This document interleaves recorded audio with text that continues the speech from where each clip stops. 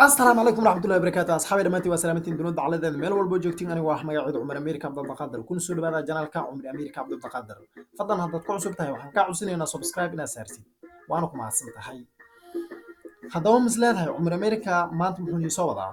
maanta Cumar Ameerika wuxuu nii soo wadaa saddex nin reer baadi ah iyo hal nin reer magaal ah saddexdii nin reer baadida ah waxay safar u ahaayeen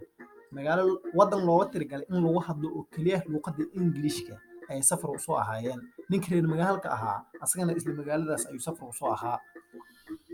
haddaba saddexdii nin oo safarka ahaa oo reer baadida ahaayeen iyo halkii nin reer magaalka ahaa waxay iskugu soo darsameen wadada waxayna way isalaameen wayna iswareysteen calaa wareysi kadibna waxay isu sheegeen inay u socdaan hal wadan kadibna way soo baxeen wadankii ay rabeen inay imaadaan markay u soo dhawaadeen ayay waxay arkeen 15 qof oo nin oo wadankaas ka tirsanaa weliba ayagoo wada murmaayo haddaba saddexdii nin reer baadida ahaayeen iyo halkii nin reer magaalka ahaa ayaa waxay dhaheen anaga luqadda ingiriiskana ma garanayno wadankana dan ayaan ka leenahay dantaana ayaan rabnaa inaan soo oofisino ee sidee noo suurtagal ah ninkii reer magaalka ahaa ayaa wuxuu yidhi ayaa tartiibko inaan dhadhakaada ayaa waxay ku hadlahayaan ayaga aan soo dhegeysto ayaa ininkan sheegaa anna xabadeedan qabsanaa calaa qofkiina ha qabsado hal xabo hal xaraf oo kala qabsado sidaas ay magaalada ku galeena oo kale sidii ay ku heshiiyeen saddexdii nin reer baadida ahaayeen way ka aqbaleen ay waxayna dhaheen haya waayo ord noo soo dhegeyso adiga reer magaal ah oo naga reer magaalsane ord noo soo dhegeyso ninkii reer magaalka ahaa wuxuu soo aaday 15 qof oo murmiyay xaqooda ayuu soo aaday markuu soo aadana wuxuu maqlay erigii ugu horeysay uu maqlana waxay ahayd all of us haddaba ninkii reer magaalka ahaa wuxuu soo maqlay all of us wuxuuna soo aaday dhanka saddexda nin reer baadida ah ayuu soo aaday wuxuuna u sheegay inuu soo maqlay all of us haddaba saddexdii nin reer baadida ahaa mid ka mid ah ayaa wuxuu qabsaday all of us ninkii reer baadida ahaa ninkii reer magaalka ahaa intuu soo laabtay uu u soo laabtay 15 qof murmayeen dhankoodii intuu soo aaday ayuu haddana si ayr ah intuu u dhageystay ayuu wuxuu maqlay because of money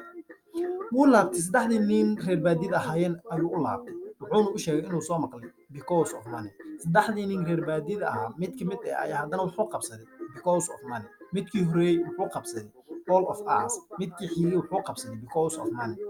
ninkii reer magaalka ahaa ayaa wuxuu ku laabtay haddana 15 qof uu soo dhageystay ugu dambeyn wuxuu soo maqlay no matter wuu ku soo laabtay wuxuuna u sheegay inuu soo maqlay no matter haddaba midkii saddexaad oo reer baadiga ahaa wuxuu qabsaday no matter waxaana soo heray ninkii reer magaalka ahaa ninkii reer magaalka ahaa meesha ayaa lagu dilay isku markiina meesha booliis ordaysa ayaa u timaaday kadibna saddexdii nin reer baadiga ahaa ayaa la weydiiyey su'aashaas oo ah ninkan dhinsan ninka dilay saddexdii nin reer baadiga ahaa mid ka mid ah ayaa wuxuu iska soo gooyay all of us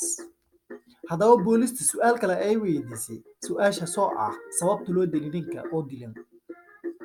midkii xigay ayaa soo booday wuxuu yidhi because of money haddaba waxaa la yidhi ordow gaariga kora midkii saddexaad oo reer baadiga ahaa ayaa wuxuu ku jawaabay no matter haddaba saddexdoodii reer baadiga ahaa ayaga ayaa afkoodii isku baxar geliyay ninkii walaalkooda ahaana way dileen hadda marka adiga ahaantaada oo daawanahayo maxaad is leedahay qofka qaldan yuu ahaana karaa aad is leedahay fadlan commentiga noogu soo qoro ee sheekadaan oo kaleet haddaad ka heshid saaxiibadaada la wadaag oo sheer garee sidaas iyo nabadgelya haddaba waxaan sugayaa videogan iyo